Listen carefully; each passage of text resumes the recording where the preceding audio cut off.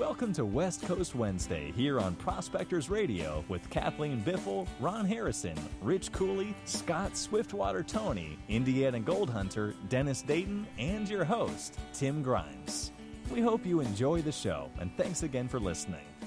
All right, everybody, welcome back to another West Coast Wednesday here on Prospector Radio. Sorry for the little delay. We had Swiftwater difficulties, but we're here now. Everybody's good to go. It was my fault. It wasn't technical difficulties. It was Swiftwater difficulties, what we're going to call them tonight. It's going to be the new term for it around here, no matter who it is. I think we're going to get Scott the Jitterbug computer, not Dennis. So what you're saying is if something goes wrong, you got Swiftwater. Right. I think for difficulties, we're going to blame Scott from now on instead of Dennis. Right, Dan? So are you sure you can still hear me, though? Yes, we can hear you. We hear you now. Yeah.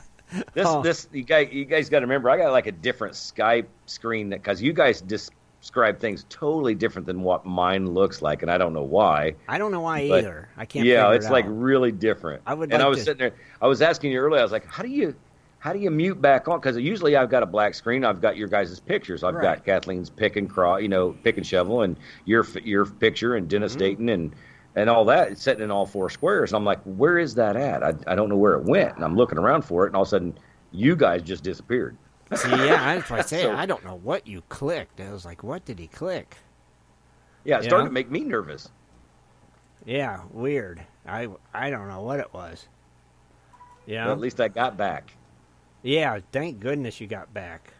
And if anybody hears anything in the background tonight, I'm just going to tell you it's Thanksgiving around here, and I got 3 women in there trying to cook up a storm and listen to same here. Music. Yeah, it's about I think we're all in the same boat tonight, except for Kathleen. She's doing everything herself. And stuff, they're cooking. Yeah, right. I think there's cooking going on in every kitchen around America tonight. So, yeah. You guys, you ever notice something really funny, though? What? On 4th of July, everybody smells barbecues.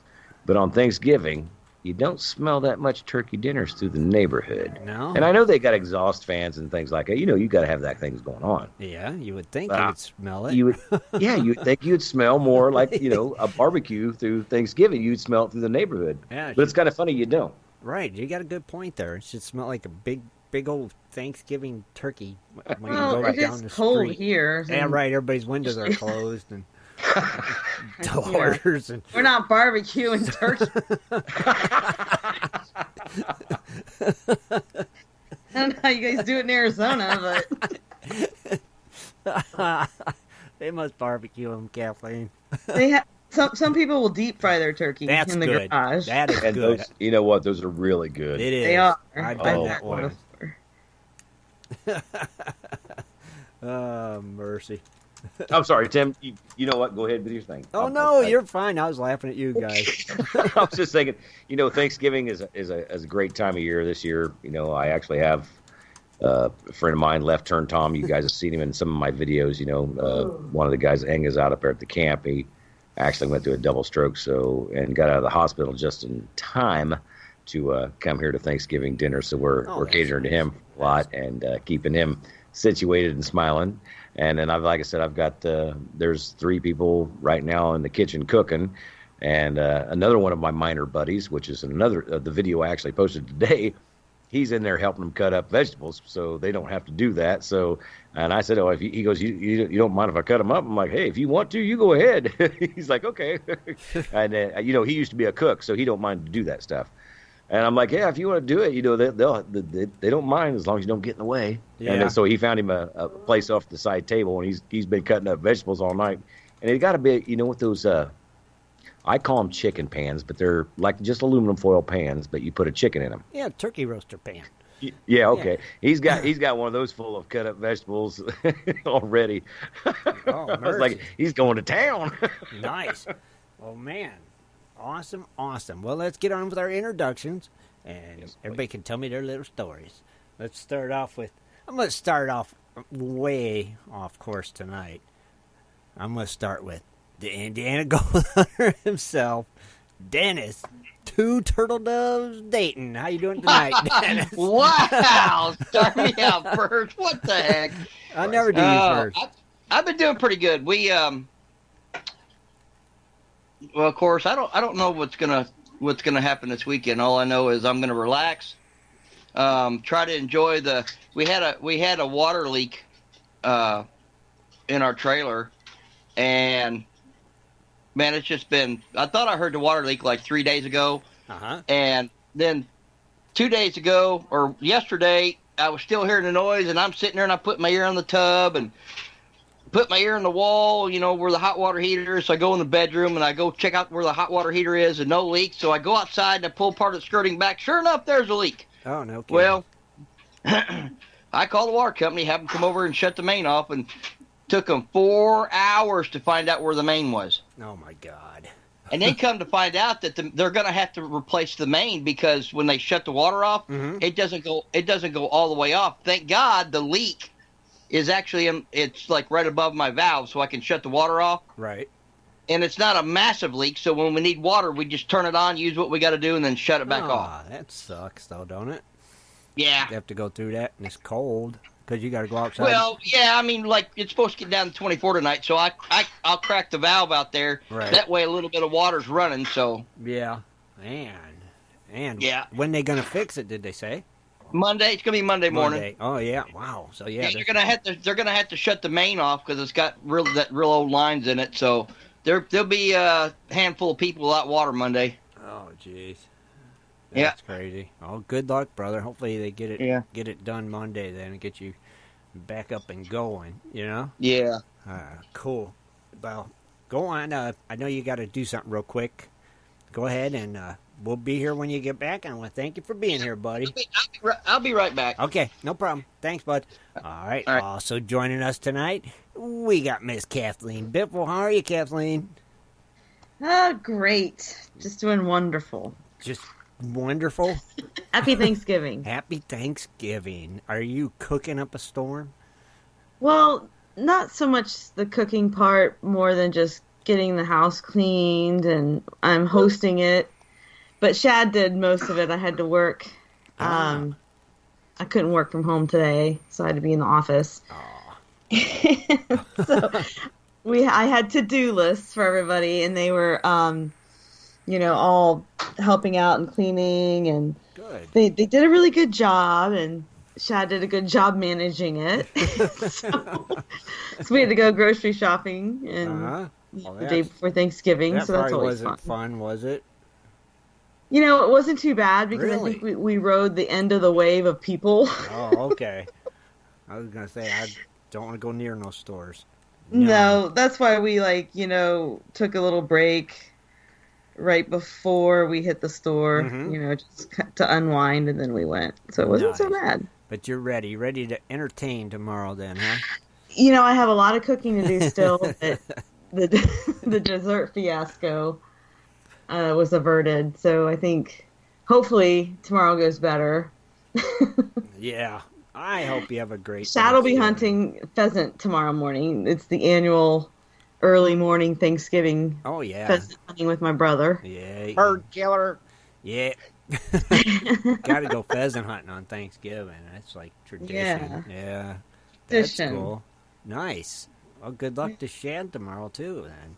Yeah, no doubt. We used to have pheasant or rabbit. Mm-hmm. Yeah, he's excited. Go for both usually, it seemed like, right, Scott? Yeah. Well, he's all bummed out because gun season, I guess, starts Monday. It's starting Monday, not Saturday? Yeah, Monday. And we leave for Arizona Wednesday, but Monday and Tuesday are jam-packed full of busyness. All in one. So he's not going to get to go? Well, no, he's got to work. We both have to work. And bummer. Typically, before you go on a vacation, everybody wants to get... it's just a nightmare. Right. What time does he get off? There's really no time that you get off. You're just kind of... Especially he works from home, so it's like all the time. Yeah, he's on call. Yeah. Man. So it's going to be just a busy few days, and then we're ready for vacation. We're ready to explore, and we're ready for the heat. in Arizona. Cause I can't wait for your videos. Yes. Too bad we can't meet up, Scott, because you're going to be in a different area than we are. But, we're going to try our best to do the Wednesday show from Arizona. I don't know where we'll be. We'll either be in Phoenix or in Benson, I think, on Wednesday night. Okay. So, cool. but we'll be somewhere where there's internet, hopefully. Nice. Well, like I said, when you guys land, if there's anything, if there's any way we can get together, that'd be cool to do. Yeah, maybe we can do that when we land. When are you supposed to land again? Like next Wednesday around 4-ish. Next Wednesday? Yes. So you guys going to be staying at a hotel here, or are you just going to get in a car and travel? We're getting in a car and travel to Benson and staying in a hotel in Benson. Oh, see there. Yeah, that kind of, I don't know where. Yeah. I'm trying to think of where Benson is. Is Benson like south? Yeah. That's okay. So you're on your way to some of the ghost towns we want to visit are,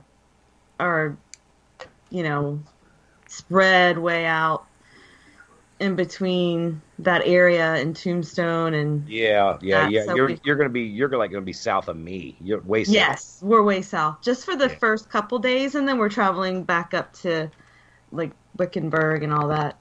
Well, I was just thinking if you guys were like going to plan up in Phoenix and do the Wednesday night show or something like that, I'd come down and meet you guys. We do the Wednesday night show and the same thing, Yeah, I was wondering if we could or not. Oh yeah. I don't know if we can have late check-in or not, so we'll have to see we'll work it out and get in touch with you. Cool. Very cool. Yeah, I'm excited. I need a vacation so bad. I know you do. I am tightly wound. She's sick of dredging. She's got to have a vacation. She needs a vacation. I'm not sick of dredging. I am going out this Saturday, so we're going to have a heat wave. It's going to be, 48 degrees, so we're looking forward to that. Break out the suntan lotion. It's going to be a scorcher. 48. I'm still wearing my waders. Oh, yeah, I would. I bet that water's butt cold. I did the wetsuit thing, and it was warm for a while, but then you get cold. Mm-hmm. So I think for being out in it all day, I'm going to put the waders on top, and then that would be a good move. Waders, yeah. I think they'd be warm. Hey, and we're gonna be up in your neck of the woods, Tim. Right, so cool. we expect to see you there. I'll be coming up that way. Yep, I'll come up early. Yep, for sure. Come see you. We have a box of Amber shirts. Oh, that's right. You, so we can get that. So you have to be there. Yeah, I'll come and get it. That way I can get that stuff shipped out. Yeah. If not dredging. Right. I'm probably not going to dredge. I'll just come up and see you guys and get that. Because it may be too cold. Yeah, because I know we got something we're going to do Saturday evening. Which kind of Amber shirts you got? You want to tell them, Shad? What kind of Amber shirts did you get in this batch? They say. Well, we have a variety. They say Amber. He sent us just a whole bunch of different ones. I didn't check all the sizes, but we have some black ones, some camouflage ones, ones that just basically say Amber on the front and AmericanMiningRights.com on the back. Other ones may have like the EPA with the cross through it. Just a whole bunch of different ones. Yeah. And then we also got some cool hats they gave us, too, to give away. Cool. Yeah, and we got 4. Hats with the orange Amber. Yeah, that's awesome. Cool. And then the folks that won the drawing the last time will be getting theirs. Yeah, I'll get those sent out actually then Monday probably. So good. Yeah, like I said, I think that the shirts that he's talking about is the same ones we've seen as Shannon's called the new batch at California, and they're really nice. I like them. I got the camouflage one. Very nice. Hey, Shad was one of the winners for their T-shirt contest. That's right. Not the wet T-shirt contest, but the T-shirt design contest. Yeah. Really? Yeah, he was. Yes. All right, man. Kudos. Very cool. So when those come out, you guys will have to get one and that's right. help support Amra and have something that a GPS crew member. Actually, a producer designed. Yes. They better look awesome. Yeah, they do. They're cool. They showed it on Facebook. It's really cool. Really cool. Well, Kathleen, I want to thank you for being here. Yes, as great to be always, here. and looking forward to your news. Okay. All right. Also joining us, we got Mr. Ron Harrison. How are you, Ron? Well, I've done pretty good tonight as long as Skype hangs in there. How's everything up in Alabama treating you? Well, it's doing pretty good. We finished putting up some foam board on the outside of the house that we hadn't finished, and of course, I told you before we got it all painted inside. We've had our laminate flooring laying out for a couple of days. We're gonna start that when we get back from Thanksgiving weekend, and start getting the flooring laid down. And we're probably gonna have a commercial well digging outfit come in because we've been having problems with Robert's well digging outfit. First we had a problem with what do you call it, the wellhead, right, where the water goes in, pumps water in down through the pipes to clean out the shaft. Then we were using it the other day, got down about 15 foot, and the clutch went on it, and trying to find a clutch for it because it's about 20 years old. So we'll just have to have a commercial outfit come in and get the well in. Yeah, just to get it, go ahead and just get her done, right? That's a shame, though. Yeah. How's the weather been up that way? Well, it was chilly today. It wasn't that bad. I think we got up to almost 60 today. The other morning it got down to, I think, 29 degrees, but it's about freezing now, and we're in the mid 60s, should be this week. So I'd take that. It's really not bad. No, nothing like we called, talked to some people in Reno, and of course they said they've already had snow there, and they got snow up in the mountains. So I'm not missing any of that. I bet you're not. I'd take 60. 60 works. That'd be perfect, actually, for November. In the 50s, I could, we can put a jacket on. Shoot. Oh, yeah. Well, good. I'm glad everything's going good, and I hope you guys have good. I hope you have a good Thanksgiving, and I know you're going to take happy Thanksgiving to everybody out there, and have a safe one when your travels, But and I thank you. That's what we're going to do. We're going to travel this weekend. Right. Travel starting tomorrow. Right. So you have a safe trip out there. I will. All right. I will. And thank you for being here. You bet. All right. And I'm sorry I'm not always here. It's this Skype thing. I just don't know what the issue is. I don't know. Yeah. You might have to call. The wife can Skype the granddaughter, and they video Skype, and there's never a problem at all. One-on-one. I think it's just when all of us get on there together, it's the bandwidth thing. I think It is. I think that's where I'm running into it anyway. Right. That's definitely it. One-on-one, it wouldn't be a problem. It'd work perfect, but because it's a group call. That's what I actually come in contact with up at the camp is the bandwidth. I think it's not up to par. Right. And that's why you can't. Yeah, because that's how we're making phone calls right now is, I use my Skype for calling people, and I don't have a problem talking to them, So right. But it is when we get the whole big group together, I don't know. I wonder if it makes it I like to come clear, I like to sound good for the people out there listening and stuff like that. And I hope the last couple of weeks, because I've been on my phone, your phone has been sound fine. staticky and all that stuff. It's been but fine like on I said, your phone. That's not a problem. Ron, you might call your internet provider. There might be some settings they can have you change or something that could tweak it a little bit and might solve that problem. Something to think about. I don't know. I've got that HughesNet Gen HughesNet. And, right, but there still might be. I told them what I use it for and everything, and they said I shouldn't have a problem. Of course, I didn't tell them that right, that we've got so many Skype either. Right. I'd call them and explain to them, hey, this is exactly what I'm doing, and I'm having big problems. What can we do? And they might say, well, we need to change your IP settings or blah, blah, blah, blah, blah, and fix you right up. Never know. Right? You never know. All right. And I'm hardwired in, so Right. it's not the Wi-Fi thing. Right, I figured that would have helped it for sure, because that usually is something that solves it right off. Mm-hmm. Well, like when we connected tonight, sometimes when we connect, I'm breaking up and you can't hear me, and then you'll reconnect and it's fine. So Right. I don't know. Right, I don't know. It's weird. It's Skype. Well, thank you for being here, my friend. You bet. And if I happen to lose me, you know what happened. Yes, I do. All right, thank you, Ron.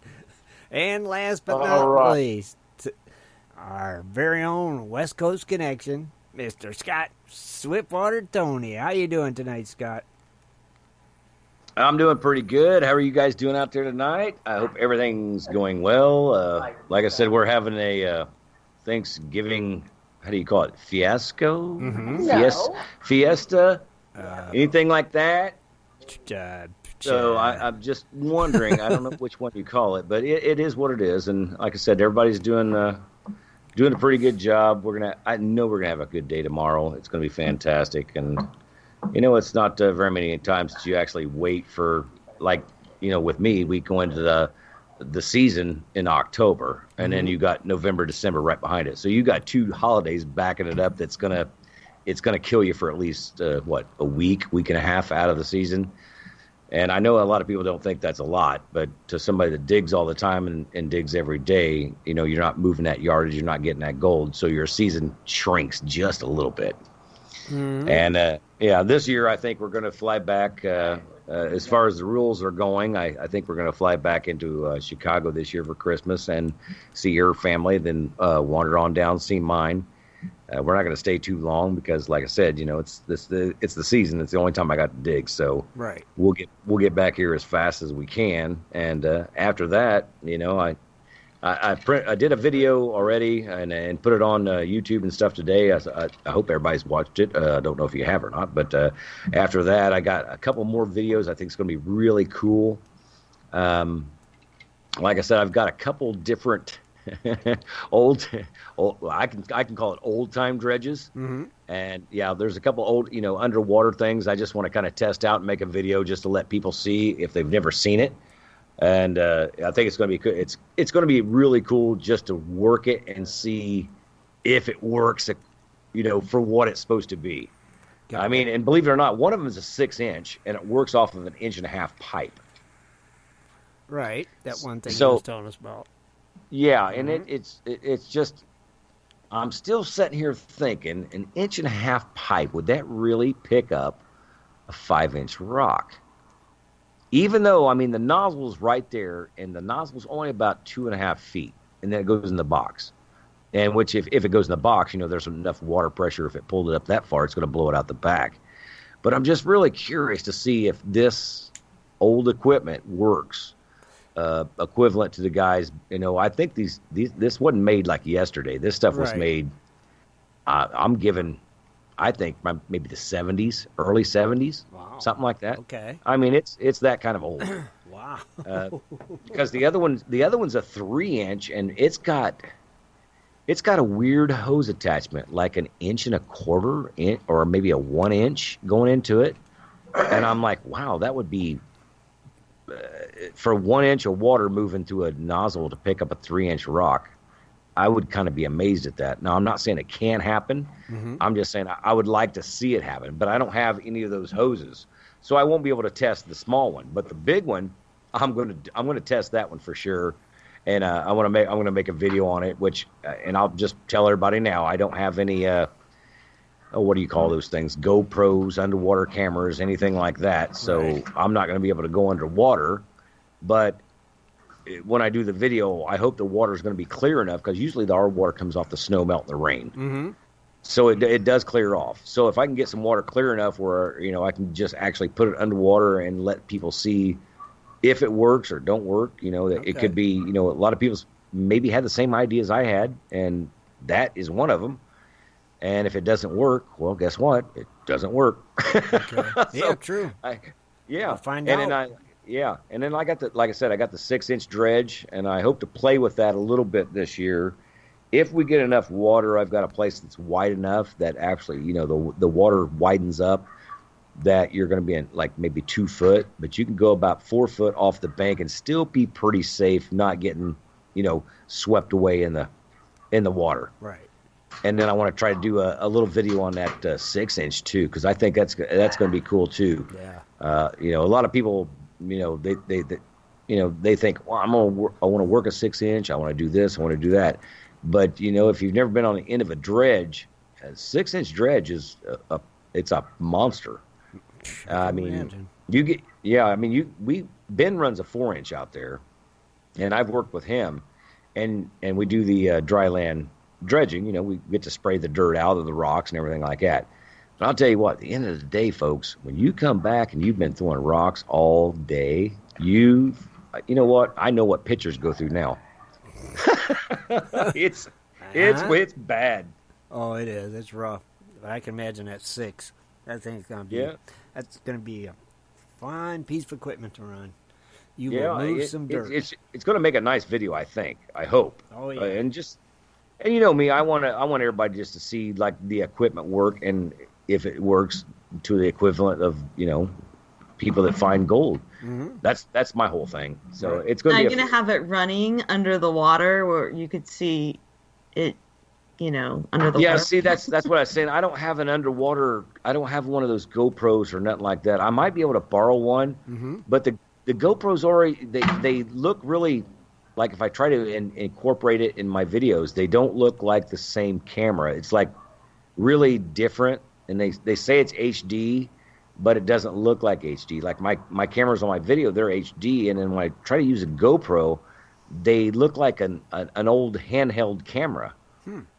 And I've seen some guys with like GoPro footage that is awesome. Right. And I don't know how they get it. Yeah. I don't know. They must be buying one heck of a good GoPro. That's all I can say. I don't know. I really don't. Yeah. I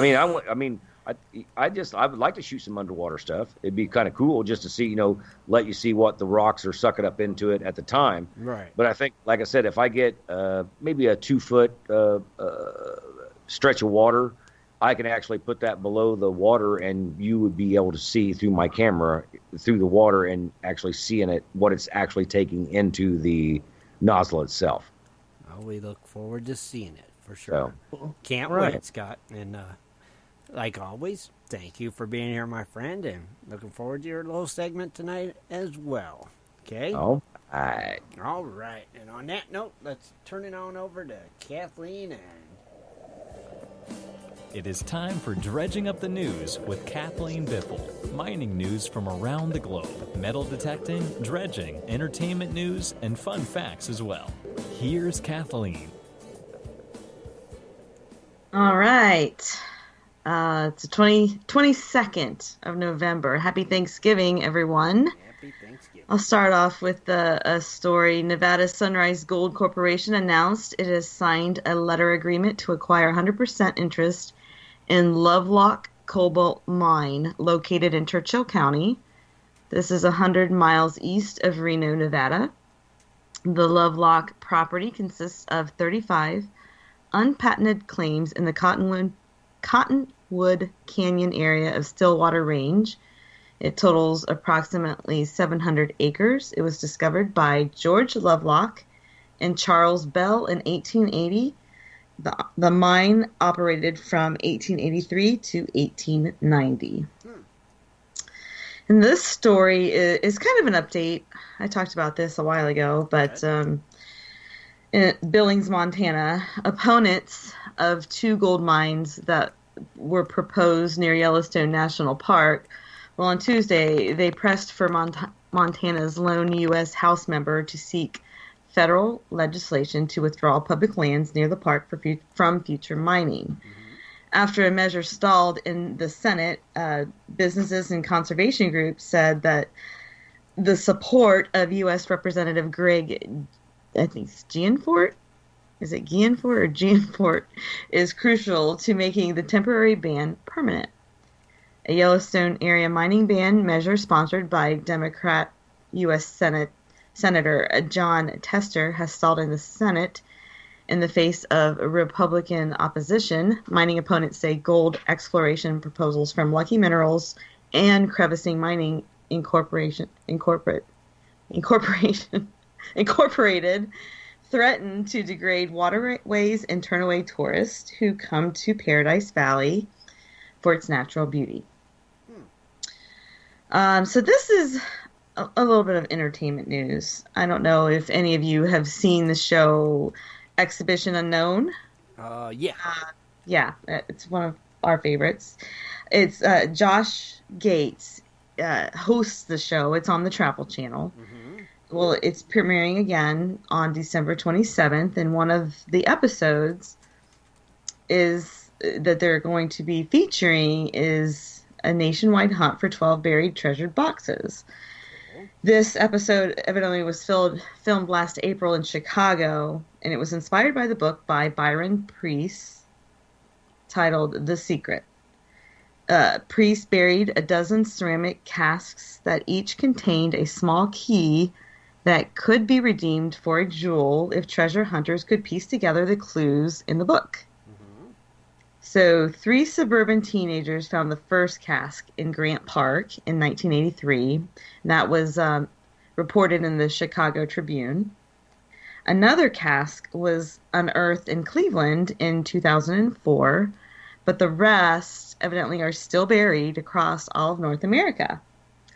So he's got them buried in other major cities, and this is including in Canada, evidently. Okay.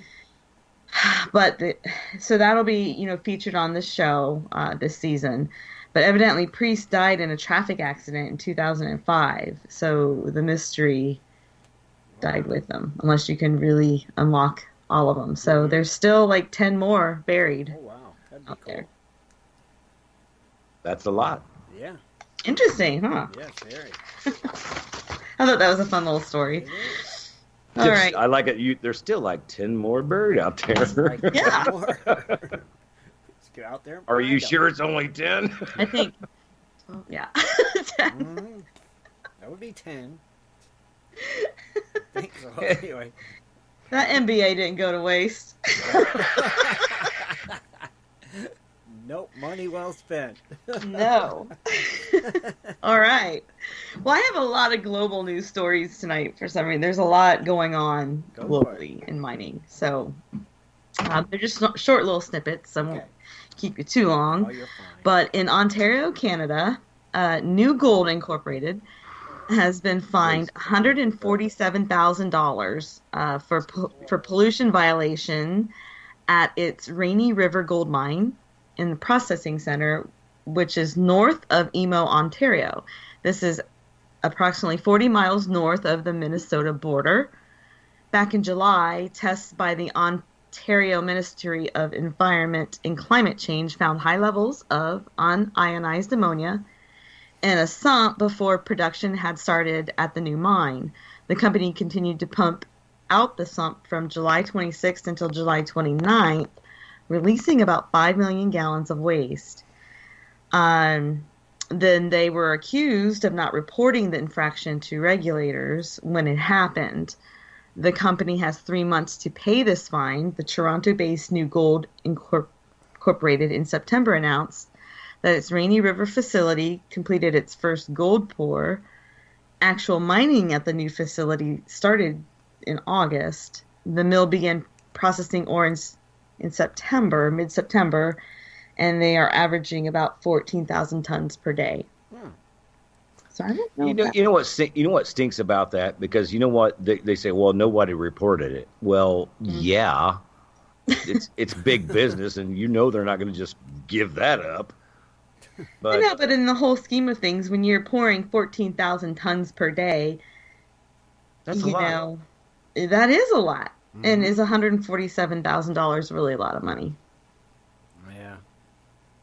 I don't know. I don't know. But it's those cases right there that those are the guys that actually poison the ground for years. Right. Yeah. I know. And to them, it's like, oh, it's a drop in the bucket. Yeah, and it's $147,000 to a company like that. Sure. Right. Yeah. I mean, like I'm a miner, but you would never, and I mean never, actually see me ever putting mercury in my sluice box just to catch gold. It's just, Right. I would never do that. Yep, it's Wow. not a good thing. All right, and here's another lawsuit. Silicosis. In South Africa, a silicosis lawsuit is nearing a $361 million settlement. There's about 500,000 miners who contracted silicosis and tuberculosis in South African mines. They are part of this lawsuit. The gold mining companies include some big hitters like Anglo American, Anglo Gold Ashanti, Sibanye, and Harmony.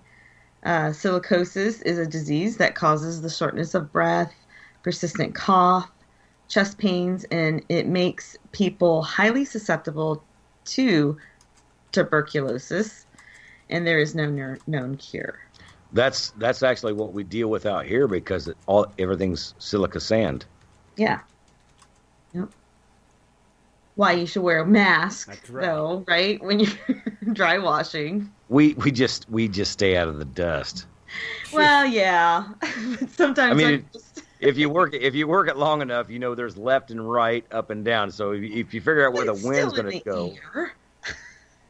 I don't know. I mean, I do okay staying out of the dust, but every now and then you get caught up. You just don't breathe. You walk out of it and then take a breath. Yeah. Yeah. And I can imagine like these big companies in South Africa. I mean, you're talking about these great big operations where Yeah, and I they believe can't you know just- what they can't just step over to the left. Probably. Right. Yeah. I think we were just talking about this last week because, like I said, my video, I got a new miner guy that's up there, and we were talking about different things. And I said something about rocks in a box. He goes, "Oh, that's black lung disease." I said, "No, that's from the coal miners. Rocks in a box is from silicosis, from the guys out here doing hard rock mining, being in the caves and drilling and breathing in silica sand, like sandblasting sand, but just really fine." Well, you can also get that fungus, that valley fever, out there too. Already had that. I did too. The very first time I went to Arizona. Where I'm So once you get it, though, they say you're immune. So Yeah, I haven't. You Kinda know like what? chicken I've pox. dug in the sand a lot of times, and I haven't had it. But the first time I got it, Yeah. I'll tell you what. I thought a cold or flu or something. Man, you get that, you're like, you don't want to do nothing. yeah, I was out for quite some time. My feet. That was like 2 years ago. wear a mask. Well, they say you get it from when we dig up the dirt. There's like old spores or something Yeah, in the dirt spores. that gives it to you. Spores.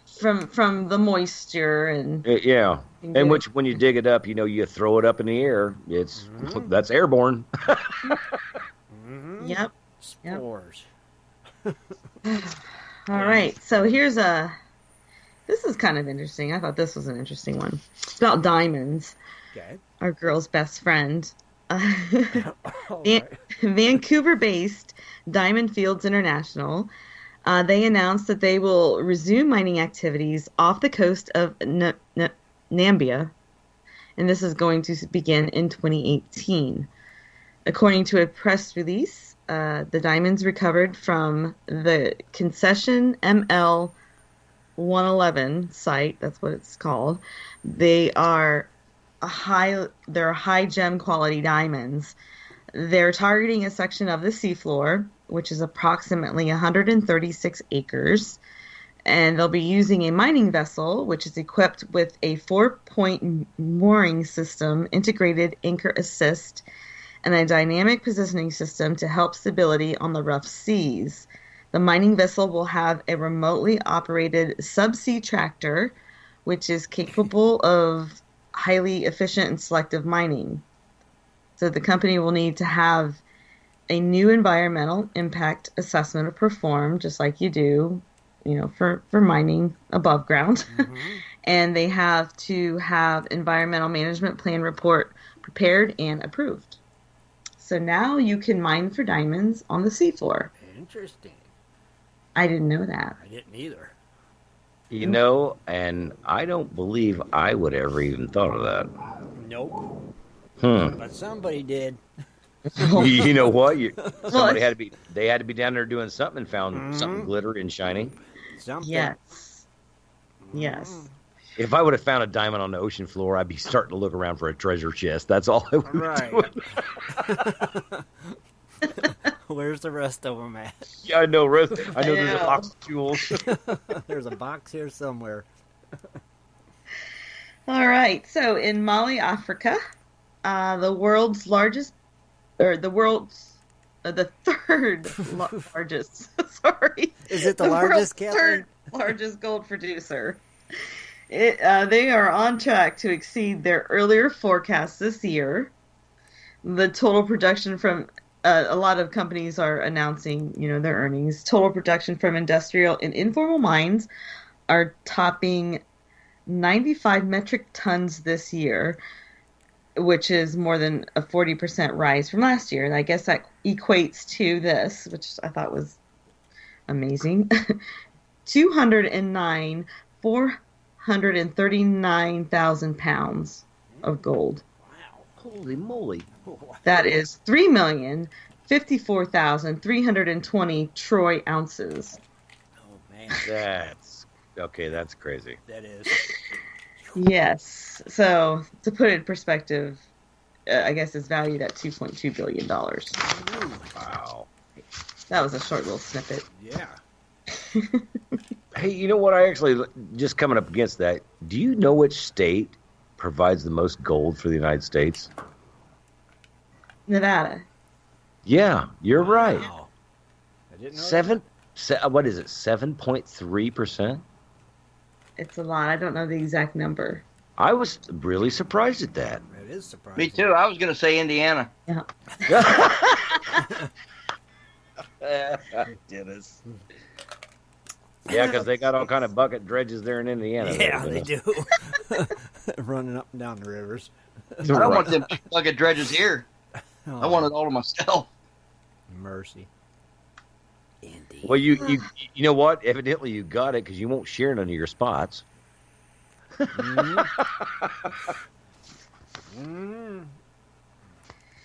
right, I got another global one for Go you. for it. This is kind of neat. This is really neat. It's historical. Okay. In France, researchers find 2,200 silver deniers in obules, 21 Islamic gold dinars, and a very expensive gold signet ring from the Abbey, and they found it at the Abbey of Cluny, which is located in the department of Go for it. Butcher. Saône-et-Loire. I don't know. It's French. I don't know. Wasn't bad. Sounds good to me. So anyway, finding this much silver in one dig is a rare occurrence. It's considered an exceptional find. This happened, I think, last week. Exceptional find for this type of setting in a monastery. Cluny is one of the largest abbeys of Western Europe during the Middle Ages. This treasure is estimated to have been buried for 850 years. Wow. Evidently, only a few people could even own signet rings back then. Mm-hmm. And gold dinars in the Middle Ages, not very many people had those because most of the gold was the silver. They used silver. Mm-hmm. So anyway, the gold coins were even more unusual because they were struck between 1121 and 1131. So they're super old. Right. The ring is dated back from the first half of the 12th century, and it's really a mystery. And they're wondering if the owner was either a monk, a church dignitary, or a rich layman. Mm-hmm. They're also wondering how Islamic dinars minted in Spain and Morocco ended up in eastern France. The But coins that's just were where the dated, article stopped. The Oh, coins really? were dated 1131. Yes. Oh, that's old. Dang. Yeah, and that's just where the article stopped, which is kind of an announcement. More to come, maybe? I don't know. But Yeah, that now I want to know. Maybe. More to Like come that, on Yeah. that. that is a mystery. Yeah, but you know what's really funny is all the old coins you ever find that are really way back, they never put the date on them. Yeah, no. So to find a coin that had a date of 11/31, Well, Yeah, that's I don't know. I don't really study coins, so I don't even know how they would know if. Yeah. I don't know. I mean, how do you even put a date? They just said struck between. They didn't really say they were dated, but maybe they just know. They just know like the time period because of the material it was made from, or maybe the dynasty because you know how they have like they usually have a picture of something weird. the emperor or whoever Or was. gold. Yeah, I'm just thinking like 11/31. I thought they were trading like fruits and stuff. Well, 11. Maybe they were. Maybe. That's why it's so unusual because they're using fruit. I don't know. Strange. Oh my goodness. Okay, so now we are into our Thanksgiving fun facts. I got some fun. Cool. Thanksgiving fun facts too. I got some Thanksgiving fun facts. All right. So I'm going to relate them to mining, a little bit of mining history. Did you know that there is a mine called the Thanksgiving Mine? It's located in Nye, Nevada. Really? And they also have one in, is it Pinal, Arizona? Another one called the Thanksgiving Mine? Yes, they have so two two of Thanksgiving mines. The one in Nevada, it's now inactive, but in July 1907 was when a rich gold-bearing rock was found, and they maybe, I don't know why they call it the Thanksgiving Mine, but it didn't even happen in November, so it was just kind of bizarre. Kind of weird. And the one in Arizona, it's located in the Mineral Hill District of the Plateaus of Arizona, and it is a small producer vein deposit.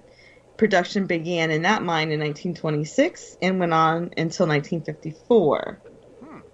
There's also two streams in Alaska named Thanksgiving Creek. Both are tied to prospector discoveries. One drains into Baker Flat along the Toney River. The prospector who named it in 1904, the last name was Prindle. And the other Thanksgiving Creek in Alaska is located east on a tributary of the south bank of the Yukon. And that prospector who named it in 1905 was named Witherspoon. Wow. Okay. Interesting. So there you go. How do you get how does mining and Thanksgiving go together? I wonder. I found a way to correlate the two. You did. Interesting, though. Huh. Strange. I love your fun facts. Yes, and I want to remind everybody on Sunday, I will be doing my extended fun fact. I guess we still don't have a name. Not yet. Kathleen's extended fun facts. Well, now. I thought of a closer look with Kathleen, but I don't know if that. Maybe. I don't know. I kind of like that. Spell closer with a K. I don't know. Okay. Shad didn't like it. Okay. But anyway, I will be, doing that segment this Sunday since Rich is hunting. Yeah. Yep, you're right. But did you see we have special guests joining us Sunday night? Oh, we do? Yes, we do. You haven't seen well, that? then I guess I won't be doing it on no, Sunday. you can do it. You can do it after they leave. Okay. Yeah, you're going to start. Yeah, you start that segment Sunday for sure. Definitely. After we're done See, I'm with the always guests. last to know everything. My husband doesn't even tell me these things. I sent a text to Shad and told him. It's like, when? Just right before the show, because I wanted to see if he was going to update the Prospector Radio site with the. Oh. And it's like, That's exciting. Yeah. Sounds like Sounds like need to know information. Da-da-da. That's good to know. Yeah, As I would tell people at work, that would be good information. Yeah. It's been all over Facebook, and maybe you haven't been on Facebook. No, I've been busy. Because, dang. No, we're going to accuse Shad of this one. It's all Shad. It's Shad's I'm fault. blaming It's our Shad. producer's fault. I found Way to out go. at 8:58 p.m. and my phone was on the charger. That is not a good enough reason. That's funny because Marines don't make an excuse. Exactly. Actually, joining us Sunday night, they've got permission to do interviews about their new show. The Feldman brothers will be joining us Sunday night and telling us all about their new show they're going to be doing. So that'll be Now, Tim, I don't know about this new show. Can you tell me a little bit of something about it? Because I've been in the Goldfield, so I haven't seen all anything. I know is it's going to be focusing on the treasures of the Southwest, and that's pretty much about all I know right now. So Oh, so like what Kathleen's going to do? pretty much, kind of, sort of. So it's going to Awesome. work out good that Kathleen's going to start her new segment after them. We'll have them on for about an hour, and then after they leave, Kathleen can do her thing, and that'll be awesome. It'll be a great Well, show Sunday. I always look at it this way. You know, you get the published part of it, and then like when Kathleen goes, you actually see the ghost part of it. You know. Yeah, but what's cool is they just got permission to do interviews, so we're like getting an exclusive. We're like the first people, you know. Awesome. So that is really cool. So, Hey, did you already put a link out that we can share on Facebook? yeah, and stuff it's all like that? over Facebook. It's on the Prospector Group site. Ours on Dennis's. It's on Gold Prospector Space. Okay. Facebook. Prospector Radio. Yeah, like Facebook. I said, I just got back to the house to where the internet actually works, Yeah. and I've got so many messages. It's like crazy. So many people's been sending me pictures and videos and stuff like that on Facebook. It's funny. Yeah, it's there. So- So yeah, get it, share it. Everybody share the crap out of it. Let's have a And good, another good thing, turnout. another thing I wanted to throw out there, you guys, and we'll do it live. I want everybody, and I don't know if maybe, Tim, you get on there. Everybody post a picture of either them, a picture of the stuff cooking, Thanksgiving dinner cooking, or when it's on the dinner table, and the crew will try to get together pregame. We'll pick out a winner, and I'll send them some Pitcons Oh, for the best picture on the site of Thanksgiving dinner. okay. Huh. And we'll announce it Sunday which picture is the best. Okay, cool. That'll be We'll cool. get together with the crew pregame. Kind That's no fair. I don't have a big enough group. Dennis, of you can where come on. You can what come site on. are you talking about No. posting the pictures on? on GPS. Yeah. Okay. Well, I don't know if it was Facebook, GPS, or GPS. GPS site. GPS. Yep. GPS. Posted on GPS. Mhm. Yep. You know what? You're right, Dennis. It is Thanksgiving. You guys That's post right. a picture. When you sit Post a down at the picture. table, take a picture. Right. Cool. Yeah, that'd be cool. Awesome. Well, so Kathleen, was that it then? You all done? I am all done. Awesome. That is dredging up the news. Awesome. Thank you very much. And let's go ahead and let's see if Ron can give us them precious metal prices. Hope it goes up. Come on, Ron. Give us some good news. Roll the dice. Big Well, numbers. It's going up. I think we're going to go over 1,300 an ounce here before long. It's up $9, $12.91 an ounce. Nice. Okay. Way to go, Ron! Silver's 10 up. Yeah, Dude, that's what $17.07. I wanna hear. Platinum is $9.38, up $3. Palladium's $1,002, up $3. But gold's up $9, $1,291 an ounce, and I think it's going to go over 1,300 here in the think next so. Yeah, I think next so. few days. I got a good feeling about it. Yeah. Woohoo! Pay dirt Woo. went up. Way to go, Ron. Thank you there, buddy. We got through it. All right. Now let's turn it on over to this crazy guy. And now it is time for In the Goldfields with Scott Swiftwater Toney. Join Scott each week as he shares useful information to help you find and recover more gold. Here's Swiftwater.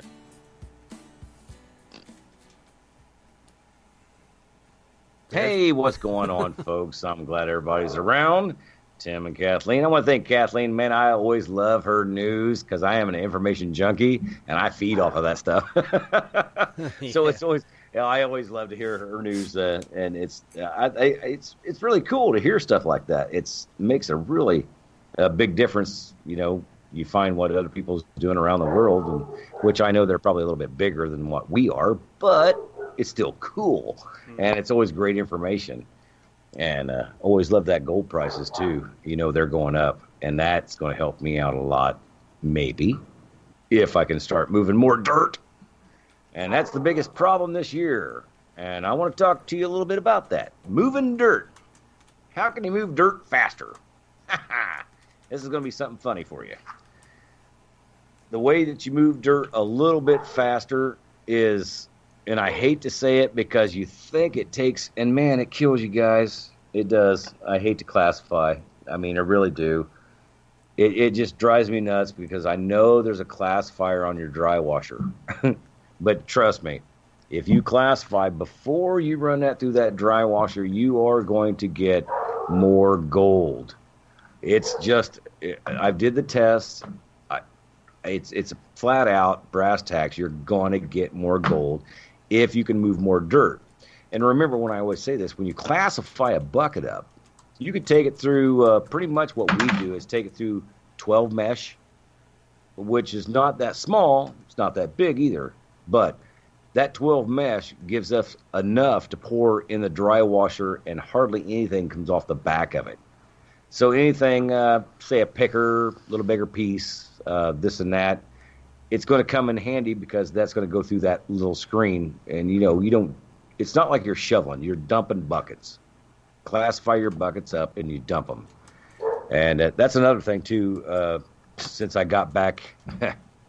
If anybody hasn't seen my video, the turn for the worst happened this season, and glad I caught it at the first. Was losing a little bit of gold out of the puffer dry washer, so I had to go back to the old mechanized, like I said. And this week I kind of proved it to myself that I was right. Do need that vibration for the fine gold. The stuff that we're in right now, I guess in like Dennis's world, we call it, or I guess Kathleen's, and it's topsoil. Mm-hmm. We call it silt fluff. Just like you would never want to put it in a pan. As soon as you put it in a pan, you got mud pie. And that's totally under the water. And that's what the silt is. And you got about a 2-foot line of that silt, and then you kind of start getting down into what you're wanting to get. It's really rough because when you get down there, you could have 3-inch rocks for 2 feet, or you just go plank and there is a rock the size of a VW hood. Wow. And oh my gosh, Jim, I'm not really impressed about dry washing this year. Trust me. We are really, I mean, we're not working ourselves to death, but we're not going slow at the pace either. Right. But the thing is when you got to run the dirt, and I'm trying to run it low and slow because that's the way I know how to run a dry washer to make it really work. But at the end of the day, you're thinking, okay, I worked 25, 30 buckets of concentrated, which when you concentrate it down, you're getting 2 to 3 buckets into one, because all the other stuff's out of the mix. Mm-hmm. You're not throwing it on your dry washer. But your pile out front, you're just looking at that pile, your tailings pile, and you're like, man, that's not a lot. That's not what it should look like. Right. And so, like right now, I'm in the middle of what should I do, and holy cow, pretty much. And yeah, it's kind of, I mean, it's bumming me out, but it's not bumming me out. Yeah. Wow. I just, I want the gold season to go well. Right. But as far as things are going this year, it's just really, I did a couple test holes here and there, and I'm like, man, you know what? If I had water, these are great. Right. It's going to turn around for you. That's what I'm hoping. When the water comes, you're going to make up for it. Yeah, you know what? Anybody that runs a dry washer, just understand one thing: you are going to lose 20% of your gold. It's period. Like I said, I've ran tailings after the fact of doing a dry washer and collected almost 4.5 ounces that year off tailings piles. Wow. So I'm just saying, dry washers are what they are, and yeah, they're going to collect what you want. But when it comes to the real gold, you got to run that thing wet. And yeah. It just, like I said, 30% of my gold, I cannot take that much loss. Right. So I had to get rid of the puffer. Okay. So it's gone. Bye-bye. Well, I had a special guy that said he wanted to prospect, and he actually had a special pistol that I really liked a lot. And so I traded him straight up for the pistol, and we're good as gold on that. Uh-huh. But just for the fact of going out and dry washing, guys, get that vibration in there. So you totally redeemed yourself, huh? Yeah. Well, it wasn't about redeeming. Now, believe it or not, now Kathleen, seriously, if I was actually catching the same gold that I was with the motorized dry washer, I would have stayed working that all year long. Because the overrun, gas and oil, you got to have the mix. You got and gas is not cheap up here. It's like $2.67, something like that right now. To a guy that you go down and get 2 gallons every day. Oh yeah. That adds up. So that kind of puts a punch on your season. So you're always gas is that much? Yeah. Wow. I don't know what it is there. $2.35. Yeah. Well, this is the West Coast. We don't have that option, evidently. and I go to the cheap places. But yeah, it's like $2.67 right now. But if you think about it, like 2 gallons a day through the week and if you could do a puffer, catch the same amount of gold, you'd be doing great. Because all I got to do, you know what? Do it with my right arm a half hour, do it with my left arm a half hour. Hey, I'm working out. It's just like lifting rocks. But like I said, when I found out that I was losing gold, I'm like, you know what? The vibration is not on the box. I'm not getting, it just makes me nervous because I know what I want to see through a dry washer. Because I've shoveled too much stuff through a dry washer. And I've seen people working them wrong, and I don't tell them you're working it wrong. I'm like, hey, would you want some advice? This is what I would do. And believe it or not, I've actually went back and seen those same people the next day, and they have it set right back to the same place where they're going, I'm not finding gold. So I'm never pushy on stuff like that, but I just know what I like to see, and I gotta have the vibration. I have to have that fan. Okay. And I know that, like Kathleen, they had the puffer up here, and it worked good, and they had it right. It's just the fact is probably, Rich and Dennis and Jim probably found more gold in the 151. I can honestly probably say I'm saying that's about true.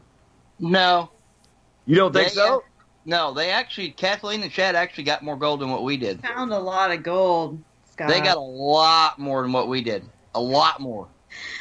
I guess we have to clarify. I mean, if you really want, if you got that, we really got to compare apples to apples. The puffer can be good, depends on the material, right? So your material was different from what we were running. We were in a wash where it was really sandy and loose, so we weren't moving big rocks like you are, and we were. Where'd she go? Wait, there she is.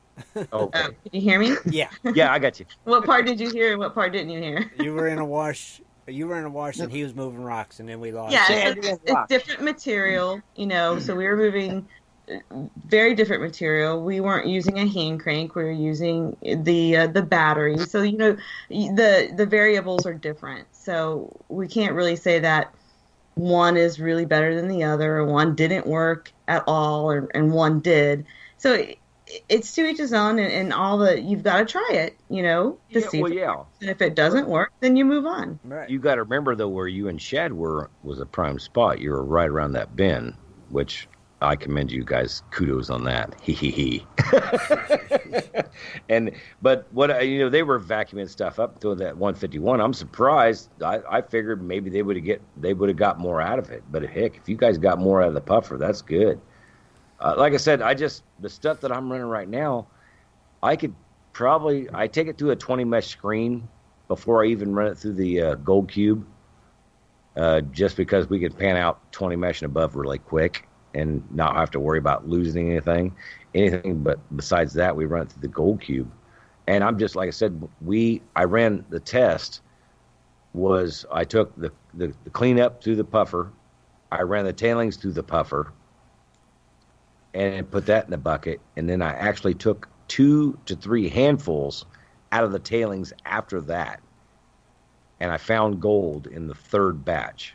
I was not really happy about the second batch, but when I found gold in the third batch, that hurt. Yeah, that would be bad. And it was like, I'm looking at I was like 16 to 20 flakes. I'm like, there's no way. It can't be. And I was like, I can't do this. So, yep. I mean, I think, believe it or not, like I said in my video, I believe that if you are in coarser gold, the puffer is a dynamo. It will work like a charm.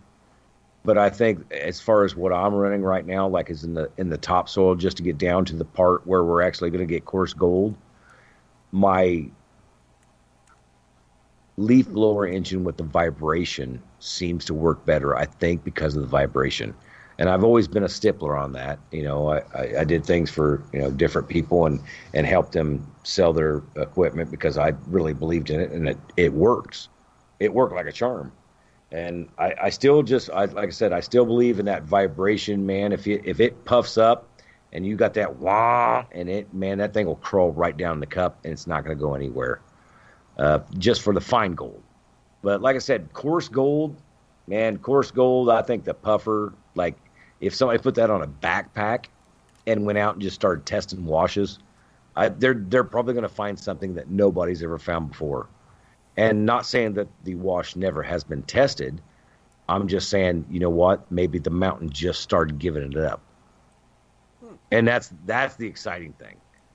When you go out and you find a wash that you see people's been in before, but they left. And you're thinking, well, why is that? Because I just tested it and I got, 5 really chunky pieces of gold and a couple flakes.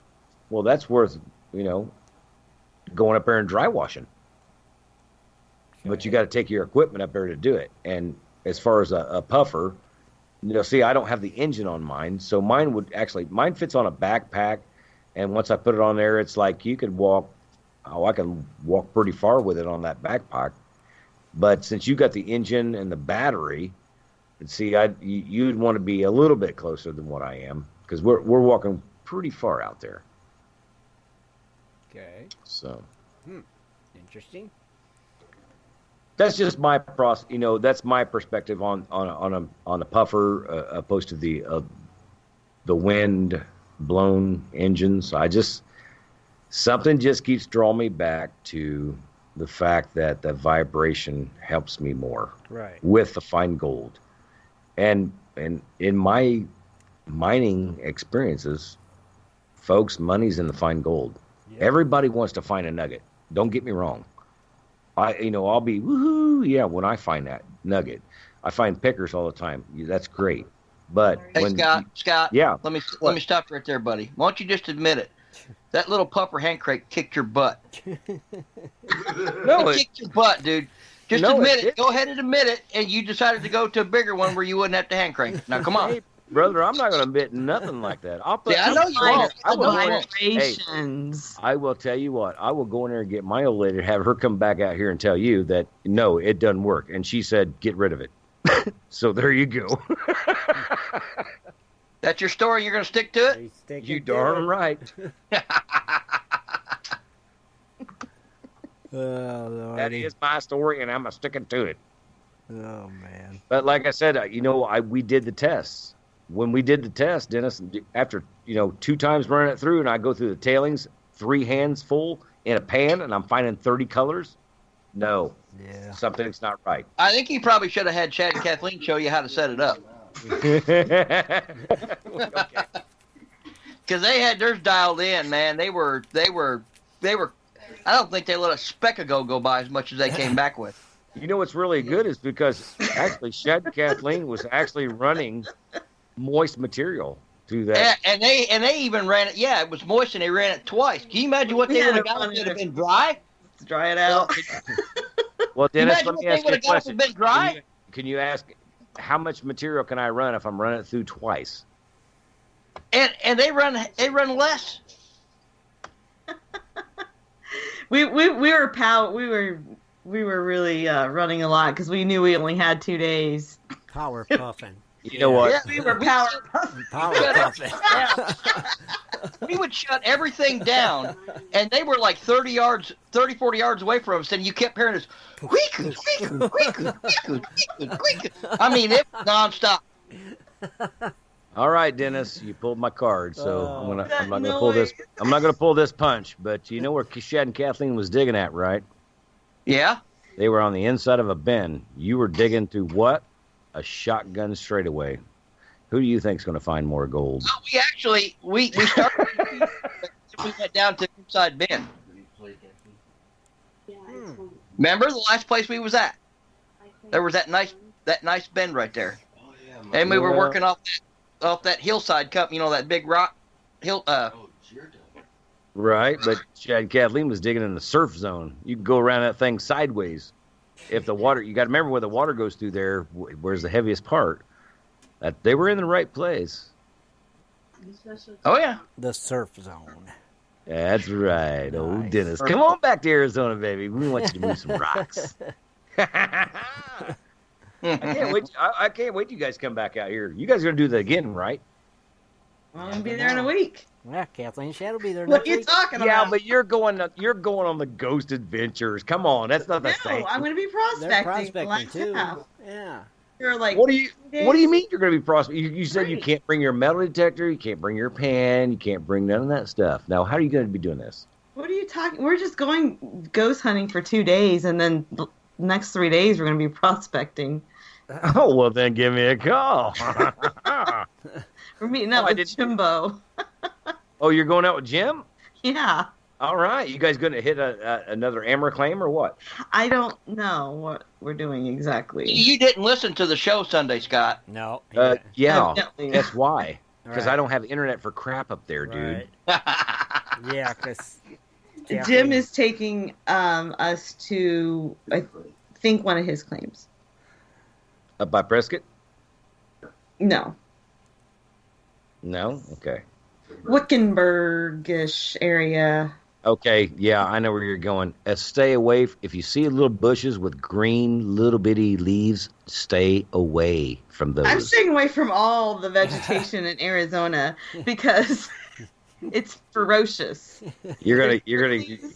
It's called cat's claw. You're gonna love it. Yeah, I know. I've seen it. she's staying away from it. Yes. Oh, it's wicked, buddy. It's how a briar patch is. Yeah. Like when you try to get out of it and you go in and it grabs you more. Uh-huh. Okay, this grabs you more than a briar More patch. than more. And the claws are not even maybe a 16th of an inch. Are They're these like these one with the little bitty hooks on them that got me when we were you there? got it. Yes. You got it, Dennis. Oh my gosh! You don't even have to touch it and it gets in you. That's Man. cat's claw. Yeah. Every single plant in Arizona has some type of thorn, prickly thing. I don't know. Dang. Even the You know dirt's what? got claws. Yeah. I always thought that was really funny because people's got free range cows, and I'm like, what are these cows eating? There's no grass, and I know they're not eating those things because like she said, everything will stick you, poke you, or sting you out here, or bite you, one or the other. Dang. But I don't know What are what those Wonder cows what they're are eating. eating. Yeah, what are they eating? Yeah, what do they eat out there? Does anybody know? Do a segment on it, Scott. Google it. Yeah, do a segment on that, Scott. I want to know. What do free range that'd cattle be a good eat? segment for you. The free I'll range. tell you what, we have cows walk through our claim Cow every day. cam. Seriously, we have cows walk through every day. They- We get them on the trail camera. If anybody's seen our pictures, I just had a mountain lion come through the other night, and that's not a small yeah, I one. seen that. That was a big cat. Yeah, that's a big kitty. Ben's like, we got one. I'm like, what? I'm like, look, that's bigger than the one I scared. I'm telling you that much. You know He's what? like, wow, it was bigger than the coyotes down there. You know what greasewood is, Scott? Grease. Greasewood. No, not familiar with it. Okay. What is it? I don't know. That's why Are you what? that's why I was asking you. Greasewood. Greasewood. Oh, I see. Donald Knox just asked that. Yeah. Yeah, greasewood. What is it? I don't know. You don't know what it is either? No, I I'm guess not that- familiar with that Is term. he saying that's what the cows eat? Is greasewood? Man, them cows eat anything. They're strong. I don't know what the heck greasewood is. I Sounds got like you know a- what? I got to give it to the cows out here because they're not like East. Dude, these guys seen grass. They be up doing cartwheels and stuff in the field. Yeah, I mean, I've seen these guys eating like. I'm like, what are you eating? He's like stripping leaves off trees. I'm like, and man, it's got thorns on it, dude. especially, how are you even putting that through your mouth? especially if they're They eating eat- greasewood. Yeah, I'm not familiar with greasewood. Me neither. I've never heard of greasewood. Yeah, of course. Donald you can Knox, call. yes, you can call, course you buddy. can call. Send that in, man. Yeah, call. Tell me us, what tell us greasewood what the is. heck greasewood is. Explain it to another Arizonian what greasewood is. Yeah, because I've never heard of it. I want to know what the heck greasewood is So that- now. Yeah, that kind of throws me off. Never Yeah. heard of greasewood. Greasewood. It sounds like a town somewhere. I'm going up to Greasewood for the weekend. That's what Yeah. it sounds like to Like me. Deadwood. Yeah, I'm going to Greasewood. We have stuff like Cleater and Bloody Basin and Horse Thief Basin and Yeah. Crown King. Here, let's take the call. It's got to be Donald. All right, is that you, Donald? Yes, sir. All right, explain to Scott what greasewood is. Okay, greasewood is a plant. It's all throughout Arizona. Most of the Native Americans will boil it, and it's a good decongestant. And the only downside is when they use it as a decongestant, you can't go and get caught doing a drug test because you will pull up for THC. Oh. Now do you know what it That's is, true. Scott?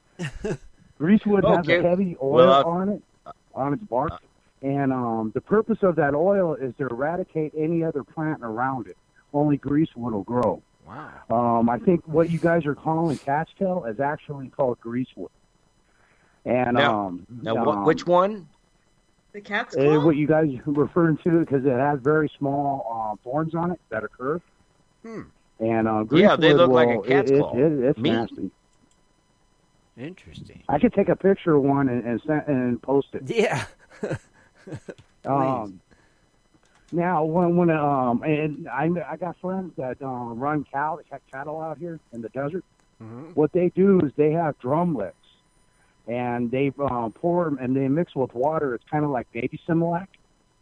Once the cows lick it, it makes them hungry. They'll eat anything. Oh, That's how they get them to pick Really? up weight before they go sell Wow. them. They'll eat anything. They'll eat bark. They'll eat paper. They're like a bunch of rats. They're like goats. They'll just Yeah, eat because it. they're not thin. Wow. They're not thin by no it- means out here. Because that What does that stuff make again? They boil it to do it's what? like- They boil it. And as a matter of fact, right now my wife is boiling it because my wife is full-blooded Toney, which is a tribe that borders the southern Arizona border. Uh-huh. And she's put it on his back for X. Really? They use it for cough syrup. They use it for decongestant. They use it for if you got psoriasis and whatnot, or problems with That's- acne. that's it pretty- helps with it. So it's almost They kind of do- like THC. It has it doesn't have THC in it. but it will. You will fail a drug test. Wow. If you ingest Liquid it. peyote. All right, I'm heading to Arizona now. I'll take a picture of it. What and does I'll this post plant it. look like again? It's green. He It's said like a, liquid it's got peyote. It's got Yeah. really little dark green leaves that look oily, and they have in the summertime only the females will flower, Strange. Yeah, we just and they have avoid some those. nasty thorns on them. Ooh. So, Yeah, Like you can't get everything else out. here in Arizona. wow. Once they catch you, you can't get out. So, And I mean, yeah. you could pull yourself out, and they're going to rip all your stuff. Yeah, and then but let me take a picture. We'll probably talk to two different things because I know what you guys. I mean, that is a different plant. But a lot of people, I've heard them refer greasewood as cat's claw. I'll take a picture and I'll post it. all right, cool. Thank you. No buddy. doubt. And also too, and here Hey, a lot of people make sure- will grow them in their backyard, Mm-hmm. and it'll get rid of the mosquitoes. Really? That's a. Hey, make sure you Yeah. get a picture of a bushy one. Let them know when it's like really bushy, like the leaves and everything is on it. Get that picture. Yeah, I'll do the same thing like I did with the trumpet plant. Yeah. So show you when it's green, show you when yeah. it's dormant. Yeah, that's cool. Yeah, you, those were Donald. good picks. They I were. like those. They were. Thank you, Donald. Good Heck job. yeah, thanks. And thanks Yeah. for calling and clarifying what grease was. Yeah. Yeah, it's been used for hundreds of years, Very interesting. and it's all over southern Arizona. So, Kathleen, look for some greasewood. Now it No. may be Sure.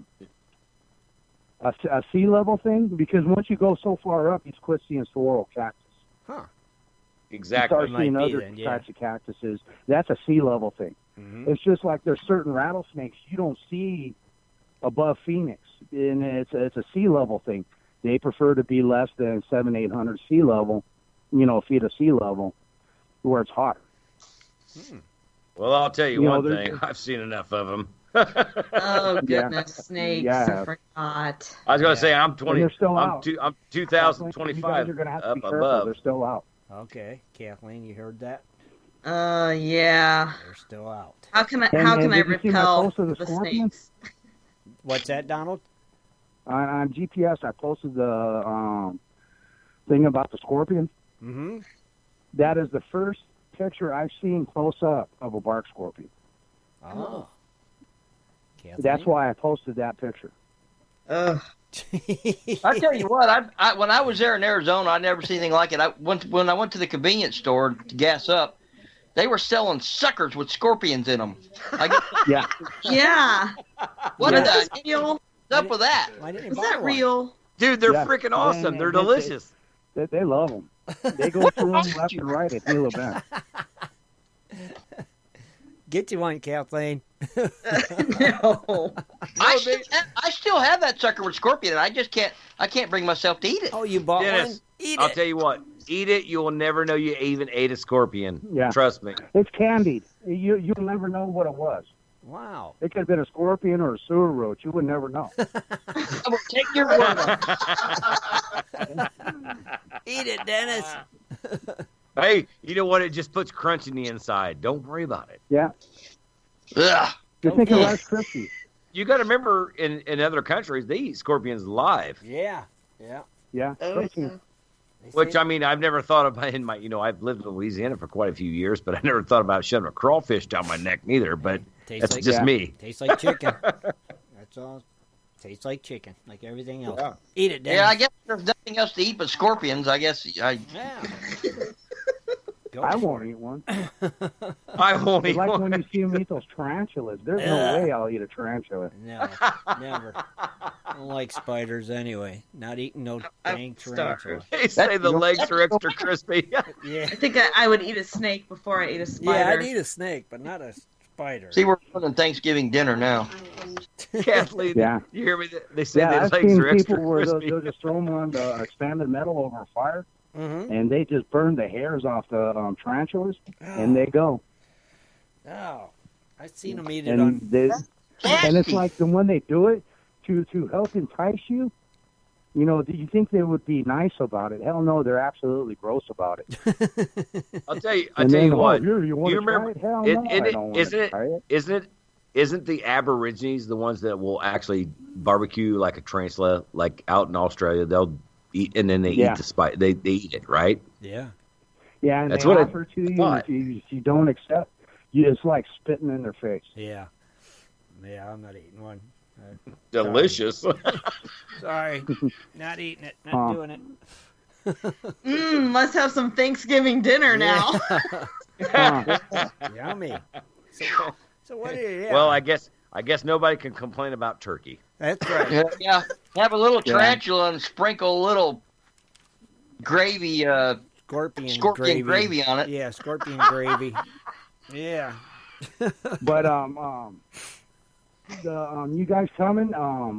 It's just going to get cooler. There's no rain in the forecast so far. No rain. Yes. Unless you guys bring it. I totally know this. It's killing me right now. It's killing me. The dry washing it is. All right. It's just hard. You can't move enough dirt. It's really like me and Ben both are just looking at each other like, man, can we do a clank a shovel and rain dance or something like we did last year when we walked? We were actually last year, we were dry washing one day. We drove down after a little rainstorm, what we thought was little, went down to the claim, and that thing, if you didn't have waders, you weren't getting over to the equipment. I was like, come on, do that again one time. It's coming. Hopefully not I when hope. Kathleen's there. That way they can dry wash.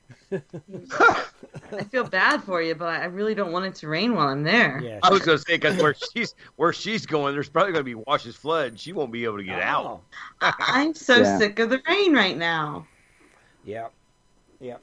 No rain. But, all right. I'll let you guys go. Thank you for calling, buddy. Yeah, Thank I you. appreciate Thanks, it. Donald. You take care. All right, bye-bye. Bye, buddy. Thanks, Donald. Very cool. He cleared up the greasewood controversy. So it's actually cat's claw. Well, yeah, that's what we call it, because you know what? We dig underneath it, and oh my gosh, I just want to kill it sometimes. And I'm like, you don't have to kill it, just go around it, and then it just keeps grabbing you again and grabbing you again. And Lisa's even been caught by it. She's like, will you cut this branch off? I'm like, yes, I will. We trim it back. We don't try to dig them up. They're not. I don't think they're one of the indigenous plants that you can't mess with out here. We don't, like a saguaro. We don't come close to those. You mean endangered? Okay, we'll do that way. You know that word.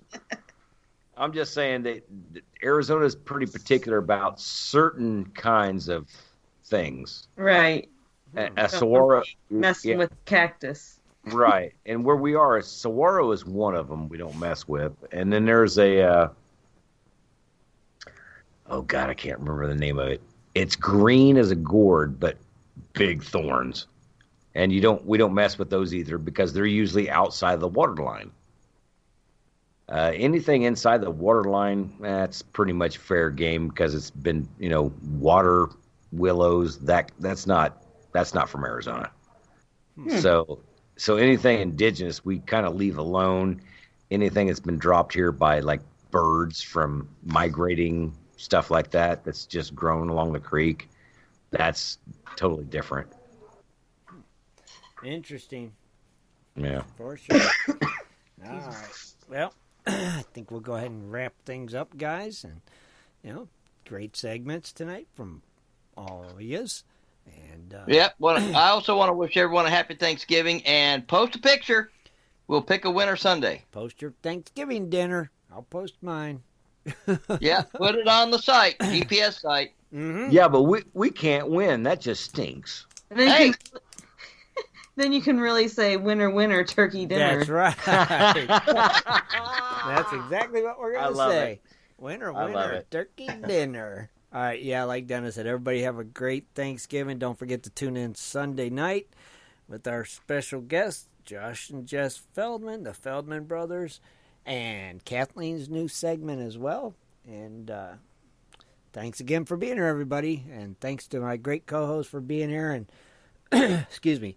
And Rich couldn't make it because he's out at deer camp. So he'll be back soon. So Getting that big buck. that's right. So on that note, I guess we're gonna say good night, everybody. Have a great Thanksgiving. Good night, Good night, guys. buddy. Be sure to tune in next Sunday at 7:30 for another great show. For updates and more info, please go to www.prospectorsradio.com.